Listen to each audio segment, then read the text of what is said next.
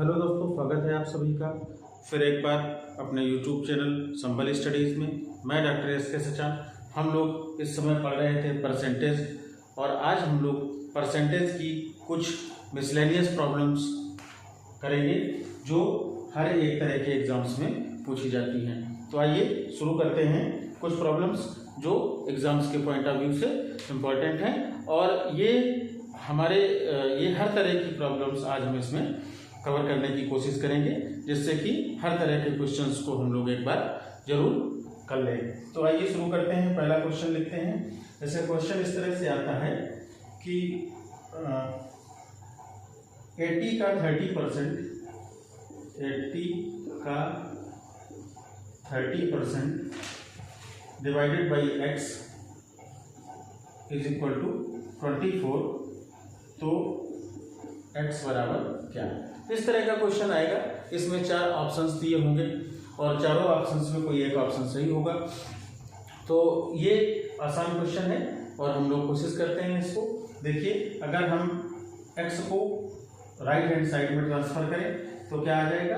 80 का 30% is equal to 24x। अब 80 का 30% means 80 into 30/100 is equal to 24x। एक 0 हमने कैंसिल कर दिया, तो 24 इज इक्वल टू 24x। तो इससे हमें x की वैल्यू निकल आई 1, और एक ऐसा ऑप्शन इसमें होगा जिसमें x की वैल्यू 1 होगी और वही ऑप्शन इसका सही आंसर होगा। तो इस तरीके से सवाल का मतलब हमने बताया था मल्टीप्लाई होता है, तो हमने मल्टीप्लिकेशन लिख दिया। 30% को कैसे लिख सकते हैं, 30/100 लिख सकते हैं। ये कॉन्सेप्ट हम लोगों ने पहले पढ़ा हुआ था और उसी से हमने इस क्वेश्चन को सॉल्व करने की कोशिश की है। अगला क्वेश्चन देखते हैं। इसका अगला क्वेश्चन इसी सीरीज में अगर लेते हैं तो इसमें है, यदि नीता का वेतन पायल के वेतन से 25% अधिक हो। यदि नीता का वेतन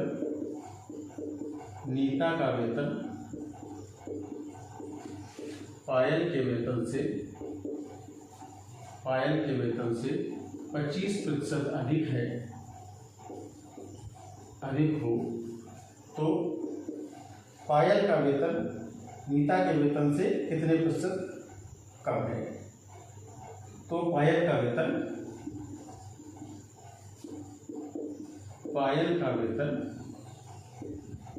नीता के वेतन से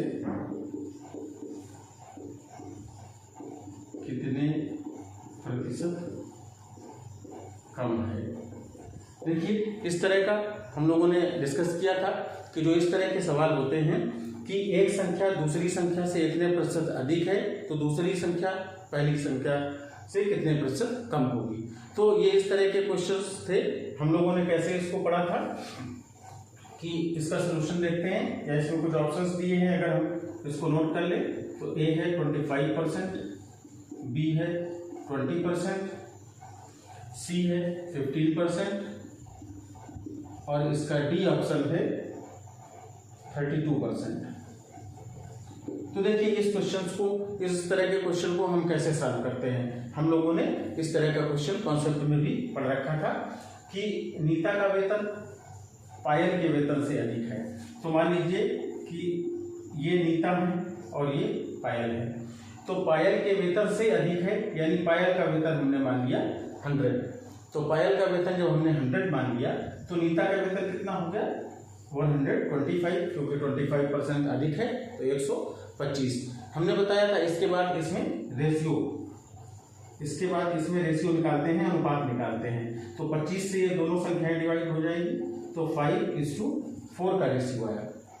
अब हमने देखा कि 4 से 5 जितने प्रतिशत अधिक होगा तो 5 से 4 कितने प्रतिशत कम है, बस इस बात को निकालना है। तो कम के लिए हम इस तरफ कम हो रहा है, कितना कम है, 1 कम है, किसमें 5 में। तो 5 में से कम कितना होता है, 1 कम होता है। तो 1 में कितना कम होगा, 1/5 कम होगा। इसलिए 100 में कितना कम होगा, 1/5 गुणा 100, तो ये आ गया 20, यानी ये 20% कम होगा। तो नीता का वेतन पायल के वेतन से 25% अधिक था, लेकिन पायल का वेतन नीता के वेतन से 20% ही कम है। तो ये हमारा आंसर आ गया 20% और ऑप्शन बी इसका हो जाएगा सही आंसर। तो ये तो हमने रेशियो से हमने देखा था कि एक तरीके से हम इसको निकाल सकते हैं, लेकिन कोई और तरीका भी क्या हो सकता है इसको निकालने का, क्योंकि मान लीजिए ये रेशियो का हमारे दिमाग में नहीं क्लिक कर पाया, तो हम कैसे निकालते हैं। हमने कॉन्सेप्ट में सीखा है कि नीता का वेतन पायल के वेतन से 25% अधिक है। तो अगर पायल का वेतन 100 रुपये है तो नीता का वेतन 125 रुपये हो जाएगा। तो 100 से 125 25% अधिक है, तो 125 से 100 कितने प्रतिशत कम होगा। बिल्कुल यही हमने यहाँ पर किया है। यहाँ क्या हो जाता है, आपका कैलकुलेशन सिंपल हो जाता है, कम हो जाता है, तो गलती होने के चांस कम होते हैं। तो 125 से 100 कितने प्रतिशत कम है, बस यही बात हमको निकालनी होगी। तो हम इसको अनुपात के तरीके से बहुत आसानी से इस तरह के सवाल को सॉल्व कर सकते हैं, और ये हम लोगों ने पहले भी इस तरह के क्वेश्चन को करके देखा हुआ है। अब बढ़ते हैं अगले क्वेश्चन की तरफ। तो अगले क्वेश्चन को देखते हैं कि किसी वस्तु की 10% की 2 क्रमागत मूल्य वृद्धियां, किसी वस्तु की 10% की 2 क्रमागत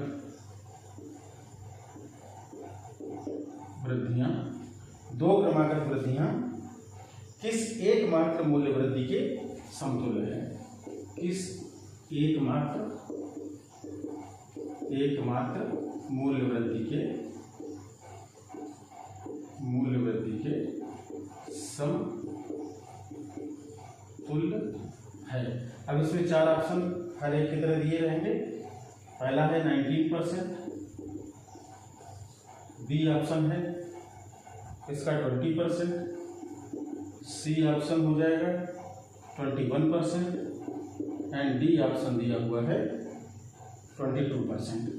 तो देखिए इसमें हमने इस तरह के सवालों में जब हमने कहा था कि अगर कोई राशि एक से ज़्यादा बार बढ़ती है अलग अलग परसेंटेज में या सेम परसेंटेज में, मान लीजिए एक बार x% बढ़ती है, दूसरी बार y% बढ़ती है, तो उसकी जो ओवरऑल कितने परसेंट वो बढ़ेगी, इसको हम लगाते थे किससे, सक्सेसिव रूल से। जो सक्सेसिव रूल हमने बताया था हम लोगों ने कि क्या होता था, x plus Y plus x into Y by 100, ये कितने परसेंट ओवरऑल इसमें वृद्धि हो जाएगी। तो यहाँ पर 10% की 2 क्रमागत वृद्धियां हैं, यानी ये वृद्धि हो रही हैं दोनों, तो x भी हमारा +10 हो जाएगा और y भी यहाँ पर +10 हो जाएगा। तो हम x की जगह पर 10 लिख दिए, प्लस y की जगह पर 10 लिख दिया, +10 × 10 डिवाइडेड बाई 100, तो ये आ गया 1, यानी 20 + 1 इज इक्वल टू ये 21% आ गया। तो हमारा आंसर यहीं से ये निकल आया कि ये ओवरऑल 21% की ग्रोथ होगी, और ऑप्शन इसका हो जाएगा सही, सी ऑप्शन इसका सही हो जाएगा। देखिए इसको हम और भी क्या किसी तरीके से कर सकते हैं। तो हम देखते हैं कि एक वस्तु का कुछ मूल्य होगा, उसमें पहली बार 10% बढ़ता है और दूसरी बार फिर 10% बढ़ता है। तो यानी पहले अगर उसका मूल्य 100 था, तो जब पहली बार 10% बढ़ेगा तो उसका मूल्य हो जाएगा 110 रुपये, और जब 110 रुपये का फिर 10% बढ़ेगा, यानी 110 का हम 110% दोबारा निकालें, या 10% निकाल कर उसमें जोड़ दें। चलिए 110 का हम 10% निकालते हैं, 10% निकाला हमने, तो ये आ गया 11, और 11 को हम किस में जोड़ेंगे, 110 में जोड़ देंगे। तो 110 और प्लस 11 ये आ गया 121, यानी पहले हमारे पास 100 था और बाद की राशि हो गई 121, यानी कितने प्रतिशत बढ़ गई, ये 21% की इसमें ओवरऑल ग्रोथ हो गई। तो हम इस तरीके से भी इसको कर सकते हैं। तो हमें एग्जाम में जो भी मेथड हमारे दिमाग को क्लिक करता है तो हम उसको अपना लेते हैं, और इस तरीके से सवाल कितना जल्दी हमें करना है इस बात का ध्यान रखना है, क्योंकि एग्जाम में टाइम मैनेजमेंट बहुत बड़ा फैक्टर होता है, और अगर हमने टाइम का ध्यान नहीं रखा तो हमें सवाल भले ही ज़्यादा आ रहे होंगे, लेकिन उनको कर पाने में हमें ज़्यादा समय लग जाएगा और हमारे नंबर उसमें से फिर कम हो जाते हैं। तो चलिए आगे बढ़ते हैं। किसी वस्तु के भाव में 20% की वृद्धि होने पर, किसी वस्तु के भाव में 20% की वृद्धि होने पर उस वस्तु की खपत में कितने प्रतिशत कम कर दी जाए कि खर्च ना बढ़े। उस वस्तु की खपत में कितने प्रतिशत की कमी की जाए कि खर्च ना बढ़े। देखिए क्या कह रहा है कि एक कोई वस्तु थी, चीनी है, टमाटर है, आलू है, कोई भी वस्तु हो सकती है, उसके रेट में, उसके भाव में 20% की वृद्धि हो गई। तो कह रहा है कि उसकी खपत में कितने प्रतिशत की कमी की जाए कि जिससे कि कुल जो खर्च हमारा हो रहा था उस खर्च में कोई परिवर्तन ना हो। अब इसमें ऑप्शन दिया हुआ है, ए है 16%, बी ऑप्शन है 16 2/3%, सी ऑप्शन होगा 16 1/3% एंड डी ऑप्शन दिया हुआ है इसमें 18%। तो आप लोग सोचिए कि इसको किस तरीके से हम लोगों ने डिस्कस किया था और इस तरीके के सवालों को हम लोग कैसे लगाते थे।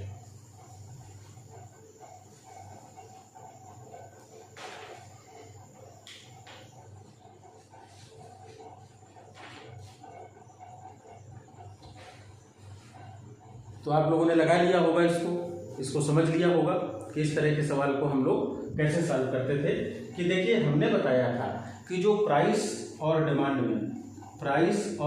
में एक दूसरे के इनवर्सली प्रोपोर्शनल होते हैं। यानी अगर प्राइस बढ़ जाता है तो डिमांड घट जाती है और प्राइस घट जाता है तो डिमांड बढ़ जाती है। यानी एक दूसरे का अपोजिट चलते हैं। ये नेगेटिव रिलेशनशिप इन दोनों में होता है, इनवर्स रिलेशनशिप भी इसको हम कह सकते हैं। तो देखिए हम लोग ने इसको कैसे निकाला था कि किसी वस्तु के भाव में 20% की वृद्धि हो गई। मान लीजिए पहले भाव 100 रुपये था पर केजी में, अब हो गया 120 रुपये पर केजी। फिर हमने कहा था इसका हम रेशियो निकाल लेंगे। तो रेशियो निकाल लेंगे तो ये आ जाएगा 5:6। ये रेशियो आ गया हमारा 5:6 का रेशियो आया इसमें। तो अब देखिए अगर इसका भाव बढ़ता है 5 से 6 तो इसकी डिमांड घटेगी 6 से 5, जस्ट उसका उल्टा। तो ये देखिए कम की तरफ हम 6 से 5 आ गए। तो 6 में कमी कितने की हुई? 6 में कमी कितने की हुई? 1 की हुई, तभी तो 5 आ गया। तो 1 में कमी कितने की होगी? 1/6 की होगी। और 100 में कमी कितने की हो जाएगी? ये हमने 1/6 × 100 कर दिया। और इसको हम काट लेंगे। तो जब इसको काट लेंगे तो 2 से पहले काट दिया तो 2 3 जा और ये आ गया 50। तो 50/3 को जब हम सॉल्व करेंगे तो देखिए क्या आता है 1/6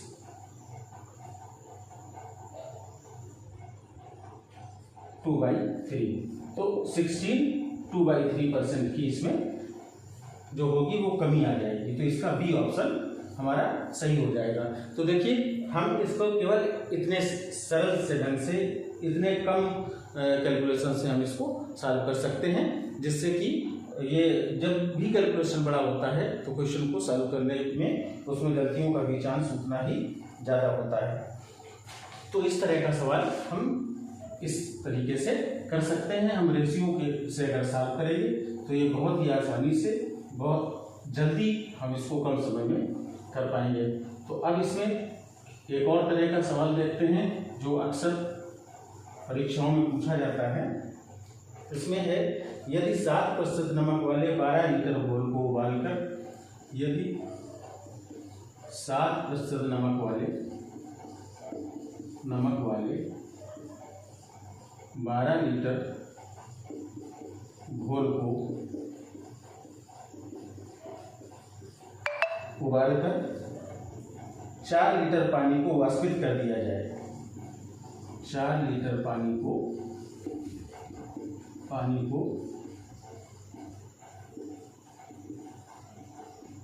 वाष्पित कर दिया जाए तो शेष बचे घोल में नमक का प्रतिशत कितना होगा। तो शेष बचे घोल में नमक का प्रतिशत कितना होगा। और इसमें ऑप्शन दिया है, ए है 10.5%, बी है 11.5%, सी है इसका 12% और डी है, ऑप्शन डी इसका है 13%। तो देखिए, जब भी इस तरह के सवाल आ जाएं कि एक घोल था 12 लीटर घोल था पूरा, जिसमें 7% नमक था, और उसके बाद उसको हमने वाष्पित किया या उबाल दिया, या हमने उसको वाष्पन से उसका 4 लीटर पानी को हमने वाष्पित कर दिया, क्योंकि वाष्पन में केवल पानी ही जाएगा, नमक कहीं नहीं जाएगा, नमक जो भी होगा वो उसी घोल में रहेगा। तो देखिए, इस तरह के सवालों को हम कैसे करते हैं कि 12 लीटर के घोल में 7% नमक था, तो नमक की मात्रा क्या होगी। नमक की मात्रा उस पूरे घोल में क्या होगी कि 12 गुणा 7/100, तो ये हो गया 84/100, यानी 0.84। ये आ गई नमक की मात्रा। अब क्या हुआ कि 4 लीटर पानी वाष्पित हो गया, तो बचा कितना, 8 लीटर बचा। 12 माइनस 4 लीटर अगर कर देंगे तो ये हमारा नया घोल जो है वो 8 लीटर बचा।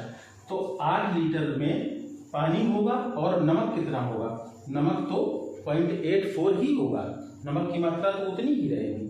तो बस इसी को हम परसेंटेज निकाल लेते हैं कि 8 लीटर में नमक कितना है, 0.84 है, तो 1 लीटर में कितना होगा, 0.84 डिवाइडेड बाई 8, इसलिए 100 में कितना होगा, परसेंटेज निकालना है तो हम 100 में निकालेंगे, 0.84 डिवाइडेड बाई 8 मल्टीप्लाइड बाई 100।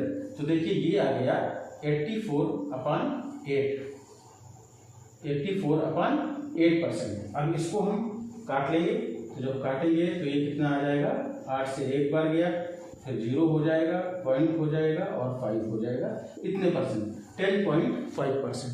तो ये हमारा ऑप्शन ए इसका सही आंसर होगा। तो हमने इसको कैसे निकाला, इस बात को आप फिर से समझ लीजिएगा, तो जिससे कि ये क्वेश्चन कभी भी अगर एग्जाम में आ जाए तो गलती इसमें कोई ना हो। इस तरीके से हम इन सवालों को करते हैं, हम लोग प्रैक्टिस करते रहें। अपने पास जो भी गाइड है या जो भी क्वेश्चन बैंक है उससे हम लोग प्रैक्टिस लगातार करेंगे, तो ये सारे जो है क्वेश्चंस हमें आसान लगने लगेंगे। अगला क्वेश्चन की तरफ बढ़ते हैं। कुछ परीक्षा से संबंधित प्रश्न भी हम लोगों ने किए थे कि किसी परीक्षा के लिए उत्तीर्णांक 35% है। किसी परीक्षा के लिए उत्तीर्णांक 35% है, मतलब पास होने के लिए उसको 35% नंबर चाहिए। किसका 35 चाहिए होंगे, जो पूर्णांक होगा, जितने नंबर की परीक्षा हुई होगी उसका 35% मार्क्स इसको चाहिए होंगे पास होने के लिए। एक अभ्यर्थी को 40 अंक मिले, एक अभ्यर्थी को 40 अंक मिले, तो इसलिए 40 नंबर पाता है, और वह 30 अंकों से अनुत्तीर्ण हो गया, और वह 30 अंकों से अनुत्तीर्ण हो गया। तो कह रहा है कि परीक्षा के अधिकतम अंक कितने थे, परीक्षा के अधिकतम अंक कितने थे। इसमें ऑप्शन दिए हैं, पहला है 280, बी ऑप्शन है इसका 180, सी ऑप्शन है 200 और डी ऑप्शन है इसका 150। तो अब इसमें से कौन सा ऑप्शन सही है। तो इस तरह परीक्षा से संबंधित प्रश्न हम लोगों ने पहले भी किए थे। देखिए, एक परीक्षा है, उसका उत्तीर्ण होने के लिए उसको 35 मार्क्स चाहिए, परसेंट मार्क्स चाहिए, मतलब 35% नंबर उसको पास होने के लिए चाहिए। उसको 40 अंक मिले और वो 30 अंकों से फेल हो गया। तो देखिए यहाँ पर सोचते हैं कि अगर ये 40 अंक मिले और 30 अंक उसको और मिल जाते तो वो पास हो जाता। तो पास हो जाने का मतलब कि उसको पूर्णांक का 35% अंक मिल जाते। तो बस इतना ही हमें यहाँ पर सोचना है कि माना पूर्णांक यक्स है, माना जो पूर्णांक था वो यक्स था, तो यक्स का 35% ये पास होने के लिए था, बराबर किसके हो जाएगा, ये अगर 40 अंक मिले थे और 30 और मिल जाते तो ये इसके बराबर हो जाता, मतलब 40 अंक 30 अंक मतलब 70 अंक हो जाते तो ये पास हो जाता। तो ये पूर्णांक के 35% के बराबर हो जाता। तो यक्स का 35% बराबर आ गया 70 के। अब इसको देखो यक्स की वैल्यू इसमें हमें निकालनी है, तो 35 से हमने 2 बार काट दिया तो ये 70 हो गया और यक्स की वैल्यू आ गई, जब 100 को इधर ट्रांसफर करेंगे तो ये 2 से गुणा हो जाएगा और 200, तो ये 200 अंक इसका पूर्णांक हुआ करता था। हम इस तरीके से इस तरह के सवाल को, एक सोचने का ढंग जो होता है, अगर आप सोचने का ढंग आपने सीख लिया तो ये सारे सवाल बहुत आसान लगने लगेंगे। चलिए अब कुछ इनकम से संबंधित प्रश्न, एक सवाल हम करेंगे जो इनकम से संबंधित होगा कि किसी व्यक्ति की आय इतनी है, उसने इतना प्रतिशत इसको दे दिया, इतना परसेंट यहाँ खर्च कर दिया। तो इस तरह के कुछ सवाल आते हैं, उनको हम लोग डिस्कस करेंगे। एक सवाल लिखते हैं, मिस्टर अग्रवाल ने अपने धन का 30% भाग अपनी पत्नी को दे दिया। तो मिस्टर अग्रवाल ने अपने धन का, जितना भी धन था उनके पास, उसका 30% अपनी पत्नी को दे दिया, अपनी पत्नी को दे दिया। फिर कह रहा है कि तथा शेष बचे हुए धन से, धन को, शेष धन का आधा भाग अपनी पुत्री को दे दिया। शेष धन का, जो धन बचा पत्नी को देने के बाद, तो शेष धन का आधा भाग अपनी पुत्री को दे दिया, अपनी पुत्री को दे दिया। अब बचे हुए शेष धन को अपने 5 पुत्रों में बराबर बराबर बांट दिया। अब बचे हुए शेष धन को अपने 5 पुत्रों में बराबर बराबर बांट दिया, अपने 5 पुत्रों में बराबर बराबर बांट दिया। और यदि प्रत्येक पुत्र को 14,000 रुपये मिले, यदि प्रत्येक पुत्र को 14,000 रुपये मिले तो बताओ उनके पास कुल कितना धन है, उनके पास कुल कितना धन है, ये पूछा है। अब इसमें 4 ऑप्शन दिए होंगे, हर एक क्वेश्चन की तरह इसमें भी 4 ऑप्शन दिए हुए हैं, लेकिन हम इस क्वेश्चन को सॉल्व करने की कोशिश करते हैं। कि देखिए क्या कह रहा है कि मिस्टर अग्रवाल थे, उन्होंने 30%, उनके पास जो भी धन था उसका 30% अपनी पत्नी को दे दिया। पत्नी को देने के बाद जो धन बचा, शेष धन का मतलब कि जो धन बचा उसका आधा भाग अपनी पुत्री को दे दिया। उसके बाद जो धन बचा, मतलब आधा दे दिया तो आधा ही बचा, उसके बाद उन्होंने अपने 5 पुत्रों को बराबर बराबर बांट दिया और एक पुत्र को मिले 14,000 रुपये। तो कह रहा है कि बताइए उनके पास कुल कितना धन था। तो देख लीजिए, अगर हम ऐसे लगाते हैं कि मान लीजिए उनके पास 100 रुपये थे, मान लीजिए मिस्टर अग्रवाल के पास 100 रुपये थे, तो 100 रुपये में 30 रुपये उन्होंने अपनी पत्नी को दे दिया, 30% पत्नी को दे दिए, तो 30 रुपये इन्होंने पत्नी को दे दिया। तो अब इनके पास कितना बचा, 70 रुपये बचे। अब इनके पास कितना बचा, 70 रुपये बचे। तो अब 70 रुपये का आधा यानी 70/2, 35 रुपये इसमें इन्होंने अपनी पुत्री को दे दिए। तो जब 35 रुपये पुत्री को दे दिया तो बचे कितने इनके पास, अब कितना शेष बचा, 35 रुपये जब पुत्री को दे दिए इन्होंने, तो अब बचे 35 रुपये। तो अब 35 रुपये इनके पास शेष बचे। ये उन्होंने 5 पुत्रों में बांटा, तो 5 पुत्रों में से एक पुत्र को कितना मिलेगा, 35/5 यानी 7 रुपये। 7 रुपये मिलेगा। यानी हम इसको कह सकते हैं, अगर उनके पास 100 रुपये थे तो एक पुत्र को 7 रुपये मिलेगा, यानी 7% मिलेगा उनको। एक बच्चे को, उनके एक लड़के को 7% रुपये मिलेंगे। तो हम इसको क्या करते हैं, और मिले कितने हैं, 14,000 रुपये। तो हम यहाँ पर इस तरीके से कर सकते हैं कि 7 जो बराबर है वो किसके है, ये 14,000 के बराबर है। तो एक किसके बराबर होगा, 14,000/7 के बराबर होगा। और 100 किसके बराबर होगा, 14,000/7, 14,000/7 और गुणा 100, ये इसके बराबर होगा। तो हमने इसको काट दिया, तो ये 2 से कट गया, तो ये 2,000 गुणा 100 आ गया, ये आ गया 2 लाख। यानी ये 2 लाख रुपए उनके पास थे। तो हमने देखिए इसको कैसे सॉल्व किया कि हमने पहले 100 रुपये मान लिया कि 100% होता है।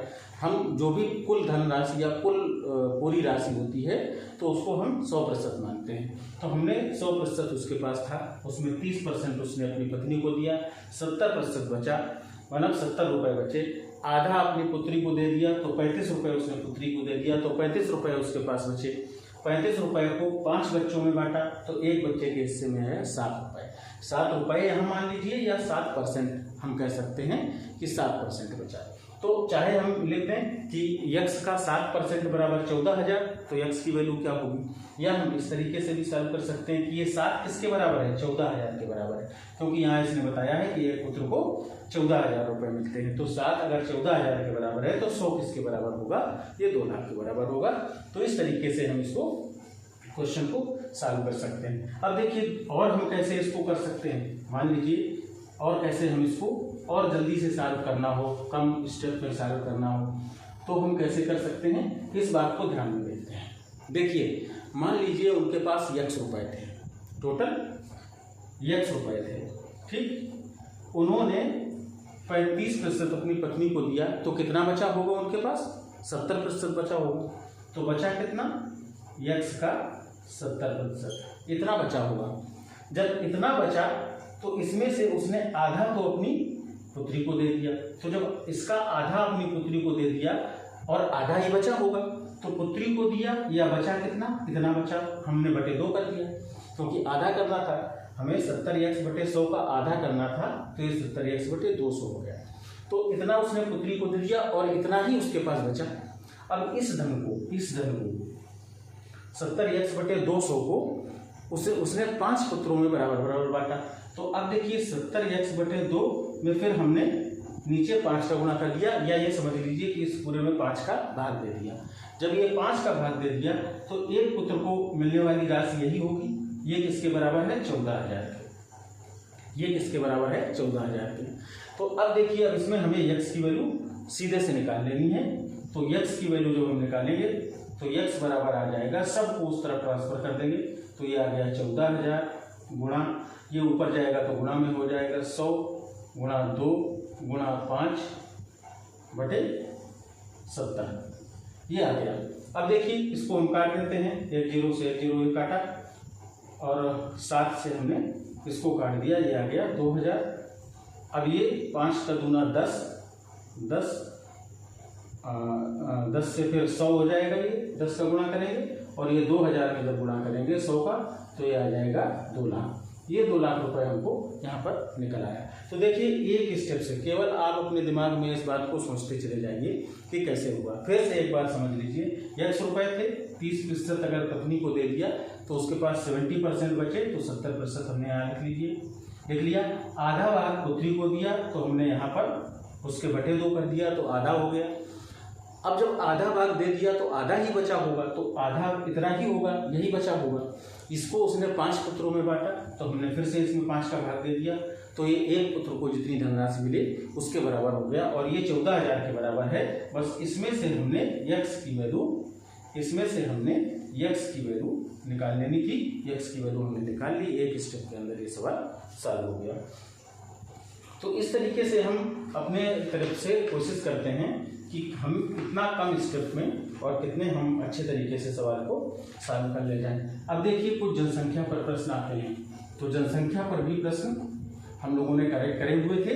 जिन लोगों ने वो डिटेल वीडियो नहीं देखे हैं, जिनमें हम लोगों ने इन सारे कॉन्सेप्ट को समझा था, उसको एक बार जरूर देख लीजिए, उसमें आपका कॉन्सेप्ट क्लियर हो जाएगा, फिर ये सवाल आपको बहुत आसान लगने लगेंगे। अब देखिए ये क्वेश्चन है एक जनसंख्या पर कि एक गांव में प्रतिवर्ष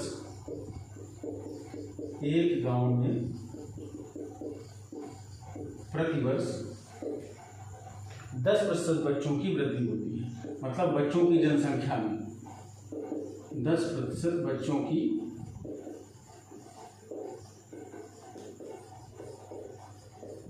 वृद्धि होती है। तो कह रहा है यदि वर्ष 2003 में बच्चों की संख्या 2000 थी, यदि वर्ष 2003 में बच्चों की संख्या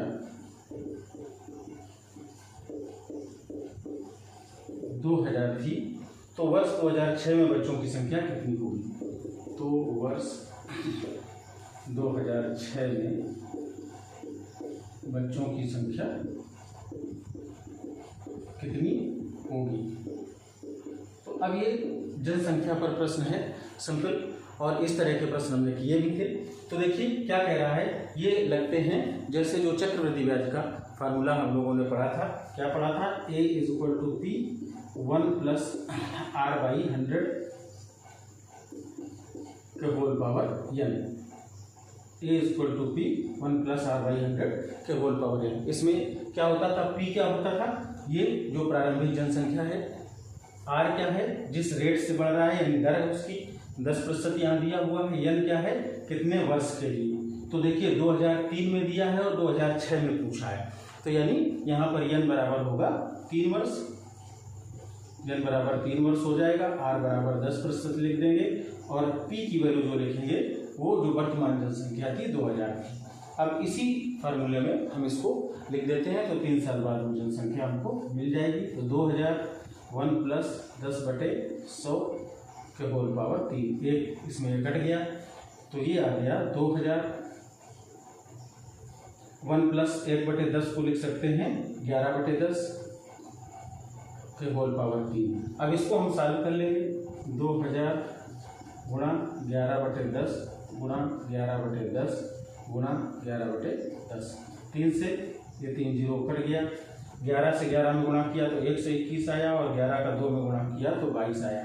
तो 121 गुणा 22 यही आ जाएगा। इसका आप मल्टीप्लिकेशन कर लेंगे तो 22 एकम 22 हासिल 2 लगा, 22 दूना 44 और 2 46 हासिल 4 हो गया, और 22 एकम 22 और 4 26, यानी 2662 2662। यही हमारा हो जाएगा आंसर कि 3 साल बाद जो बच्चों की जनसंख्या है उस शहर में, उस गांव में, वो इतनी होगी। तो हम इसको सिंपल इस तरीके से लगाते हैं कि जैसे चक्रवृद्धि ब्याज में जो फार्मूले हमने पढ़ रखे थे। अब देखिए कुछ सवाल इसमें आ जाते हैं इलेक्शन से संबंधित, तो इलेक्शन से संबंधित भी हम एक प्रश्न इसका जरूर हल करके देख लें, जिससे कि उस तरह के प्रश्न कोई भी परीक्षा में गलत ना हो जाए। तो इसमें आया है कि एक चुनाव में 2 उम्मीदवार थे। एक चुनाव में 2 उम्मीदवार थे। 2 उम्मीदवार मतलब कंटेस्टेंट थे, 2 लोगों ने चुनाव लड़ा था किसी चुनाव में। एक उम्मीदवार 30% मत लेकर 16,000 मतों से हार गया। उसमें एक उम्मीदवार 30% मत लेकर 16,000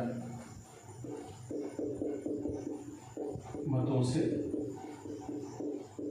हार गया। तो कह रहा है कुल कितने मत पड़े? कुल कितने मत पड़े? इसमें ऑप्शन दिए हुए हैं। ए दिया है 24,000, बी दिए हैं, सब में ये ऑप्शन होते हैं, इसमें लिख दे रहे हैं 28,000, सी में 30,000, और डी में है 40,000। तो देखिए जब भी इस तरह के इलेक्शन के क्वेश्चन आ गए तो इनको कैसे सॉल्व करते हैं। कह रहा है चुनाव में 2 ही उम्मीदवार थे, ठीक है भाई, तो 30% मत मिले उसको, लेकिन वो हार गया 16,000 मतों से। दूसरे उम्मीदवार को कितने प्रतिशत मत मिले होंगे? अगर एक उम्मीदवार को मिले, एक उम्मीदवार को 30% मिले तो दूसरे को कितने मिले? दूसरे को 70% मिले होंगे। 100 में से 30 घटा देंगे तो 70% मिले, तो एक को 30%, दूसरे को 70% मिले। लेकिन ये हार गया 16,000 से, यानी कुल मतों में अगर 30% निकालकर उसमें 16,000 जोड़ दिया जाए तो 70% के बराबर हो जाएगा। तो माना कुल मत यक्स पड़े थे, तो यक्स का 70% बराबर यक्स का 30% और प्लस कितना? 16,000 प्लस 16,000, ठीक है। तो ये जो है हम इसको सॉल्व कर लेते हैं। मान लीजिए इसको हम यहीं से एक 0 काट लें, तो 7x/10 माइनस 3x/10, हमने इस 3x/10 को इस तरफ कर लिया तो माइनस आ गया, इज इक्वल टू 16,000। तो ये कितना आया? ऊपर आ गया 4x/10 इज इक्वल टू 16,000। तो x की वैल्यू क्या हो जाएगी? x की वैल्यू हो जाएगी 16,000 में 10 का गुणा हो जाएगा और 4 का भाग हो जाएगा। तो 4 से इसको काट लेंगे तो ये आ जाएगा 4,000, और उसका 10 में गुणा करेंगे तो आ जाएगा 40,000, यानी 40,000 मत पड़े। ऑप्शन डी इसका सही ऑप्शन होगा। तो देखिए ये एक तरीका था कि 30% मत मिले, 16,000 से हार गया, तो 30% में 16,000 हमने अगर जोड़ दिए तो जीतने वाले उम्मीदवार के बराबर इसके मत पहुंच जाएंगे। तो उसको इस तरीके से सॉल्व करके निकाल सकते हैं। अब देखिए और जो बहुत आप जल्दी कर सकते हो एक तरीके से, वो कैसे हो सकते हैं कि कैसे कर सकते हो। तो देखिए इसमें दिया क्या है कि उस एक को मिले 30% मत और एक को मिले 70%। एक को 30% मिले थे और एक को 70% मिले थे। कितने का अंतर है दोनों में? दोनों में अंतर है। अंतर कितने का है? अंतर हुआ 40% का। ये जो 40% का अंतर है वो किसके बराबर है? 16,000 के बराबर है। ये जो 40% का अंतर आया वो अंतर किसके बराबर है? 16,000 के बराबर है। तो कौन सी ऐसी संख्या है जिसका 40% 16,000 के बराबर हो? यानी 40% अगर 16,000 के बराबर है तो 100% कितना होगा? हम ऐसे भी निकाल सकते हैं कि अगर 40% है, 40 है 16,000 के बराबर, तो 1 होगा 16,000 बटे 40 के बराबर। तो 100 कितने के बराबर होगा? 16,000 बटे 40 और गुणा 100। तो देखिए ये इसमें ये आ गया 40,000, ठीक है। तो ये हमने निकाल लिया कि परसेंटेज में अंतर 40 का था और मतों में अंतर 16,000 का था। तो जो 40 का अंतर 16,000 के बराबर है तो कुल 100 में कितना हो जाएगा। तो इस तरीके से भी हम तुरंत सवाल को एक ही स्टेप में सॉल्व कर सकते हैं। तो इस तरह के सवालों को हम चुनाव से संबंधित प्रश्नों को इस प्रकार से कर सकते हैं। अब देखिए हम एक प्रश्न और करते हैं जो मशीन के अवमूल्यन से संबंधित कुछ प्रश्न आते हैं कि एक मशीन थी जिसको इतने रुपए में खरीदा गया, उसमें कुछ प्रतिशत दिया होगा कि उसका प्रतिवर्ष अवमूल्यन होता है, तो 3 वर्ष बाद या 2 वर्ष बाद उसका मूल्य कितना रह जाएगा। तो इस तरह के जो प्रश्न आते हैं उनमें से एक प्रश्न को हम करते हैं कि एक मशीन का क्रय मूल्य 2 लाख रुपए है।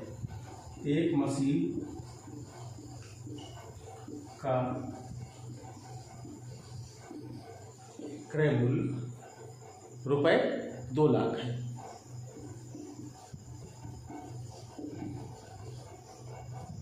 रुपए 2 लाख है। यदि इसका 10% वार्षिक दर से अवमूल्यन हो, यदि इसका 10% वार्षिक दर से अवमूल्यन हो, अवमूल्यन का मतलब कि उसका मूल्य 10% हर साल कम हो जाएगा।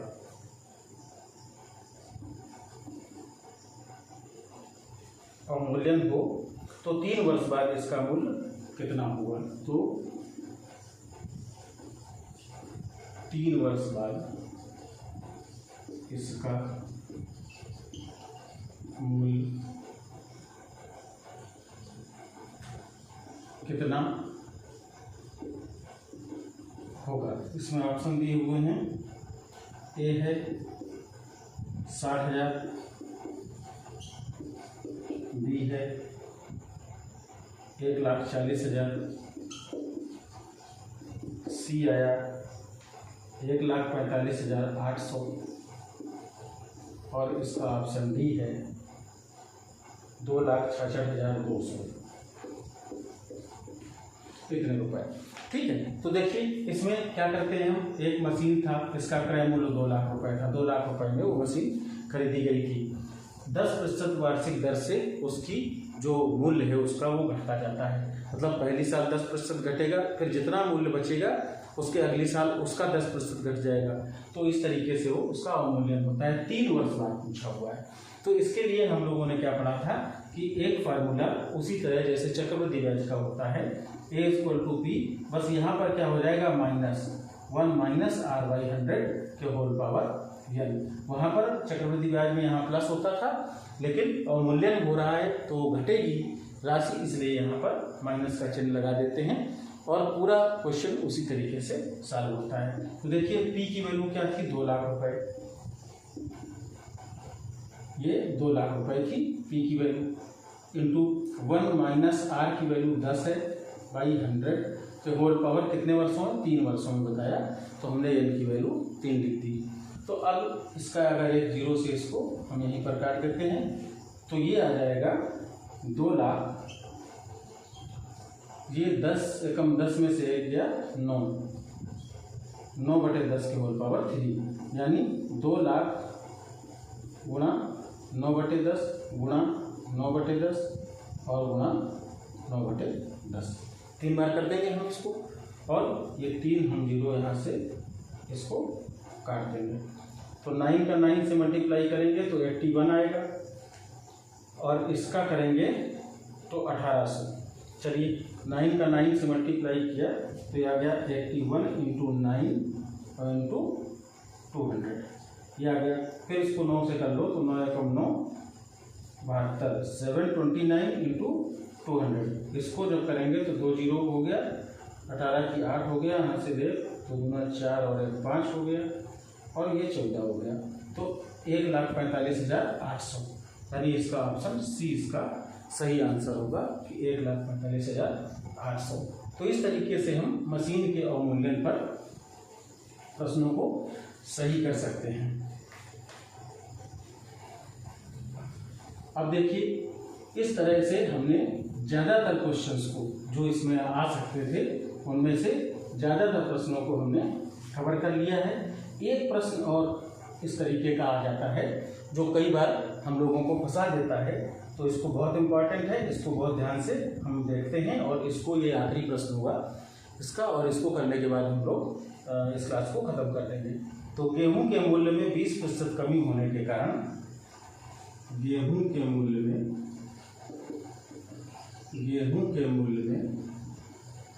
20% कमी होने के कारण एक व्यक्ति 600 रुपये में पहले से 10 किलो अधिक गेहूं खरीद सकता है। एक व्यक्ति ₹600 में पहले से 10 किलोग्राम अधिक गेहूं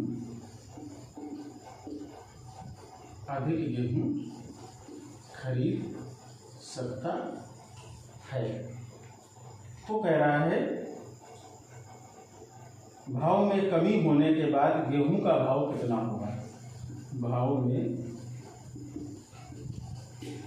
कमी होने के बाद गेहूं का भाव कितना होगा। देखिए अब इसमें क्या किया है कि ये ना कह के कि कितने प्रतिशत की वृद्धि होगी या कितने प्रतिशत की कमी आ जाएगी कंजम्पशन में, उसने दे दिया कि 10 किलो ज़्यादा, पहले जितना खरीदता था 600 रुपये ही खर्च करता है, वो पहले भी 600 खर्च करता था, अभी भी खर्च करता है 600 ही, लेकिन 20% की जब कमी आ गई तो वो 10 किलो ज़्यादा गेहूँ लाने लगा। तो कह रहा है उसका नया मूल्य जो है, जो उसका नया क्रय मूल्य है वो कितना होगा।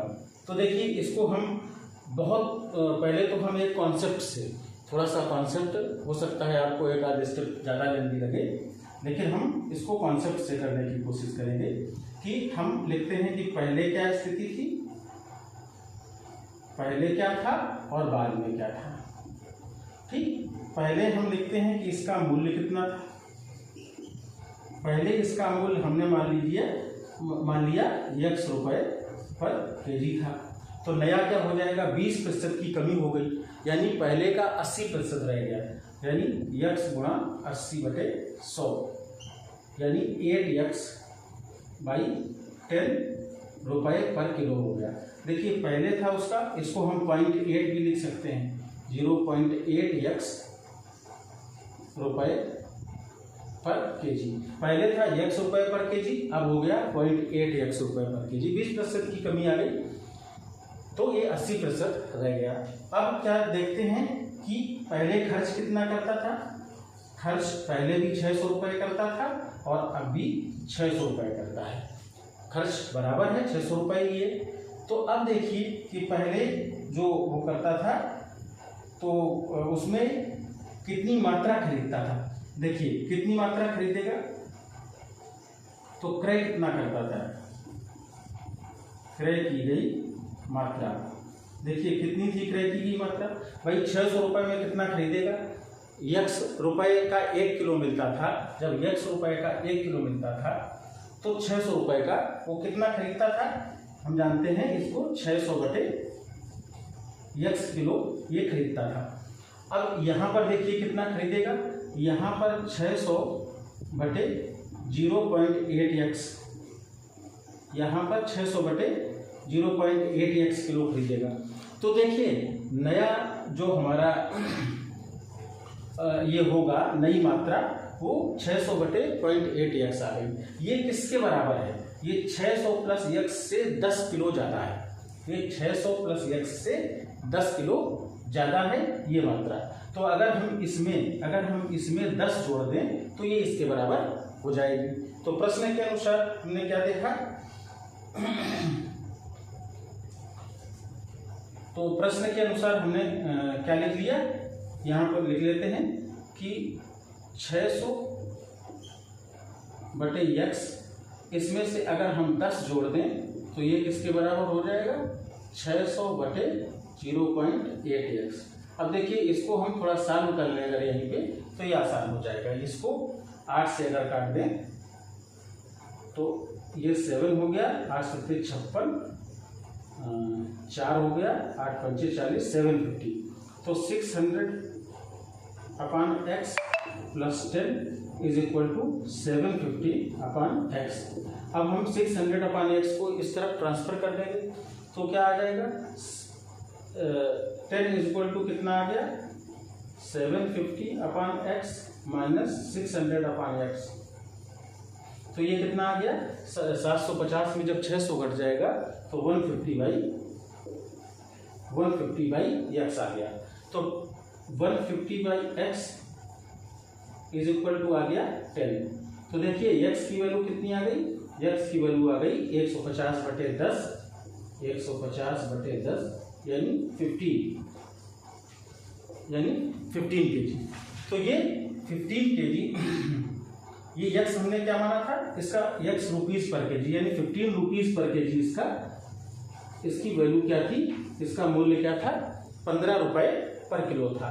तो देखिए 15 रुपये पर किलो यहाँ था, तो x की वैल्यू अगर 15 आ गई तो हम 0.8x, नया मूल्य क्या था जो 20% कम वाला था वो 0.8x था, या कह दो इसका 20% कम हो गया, या कह दें कि इसका 80% रह जाएगा। हाँ, तो 15 का अगर हम 80% निकाल लें वही तो उसका नया मूल्य होगा। तो 15 का 80% तो ये आ गया 12 रुपीस पर केजी। तो इसका नया मूल्य क्या हो गया, 12 रुपीस पर केजी। पुराना मूल्य क्या था इसका, 15 रुपीस पर केजी। तो 15 रुपीस पर केजी में जब हम 20% कम कर दिए तो उसका 80% आ गया, ये 12 रुपीज़ पर केजी। तो इस तरीके से इस प्रश्न को हम सॉल्व कर सकते हैं। इसको एक दूसरे तरीके से भी अगर हम सॉल्व करने की कोशिश करें, लेकिन इसको अगर इस कॉन्सेप्ट से हम लोग याद रखें तो ये ज़्यादा बेहतर होगा, और इसको हम करने की कोशिश करते हैं इस तरीके से। और इस तरीके का सवाल कभी कभी ज़रूर आ जाता है, इसलिए इसके कॉन्सेप्ट को समझना बहुत ज़रूरी है।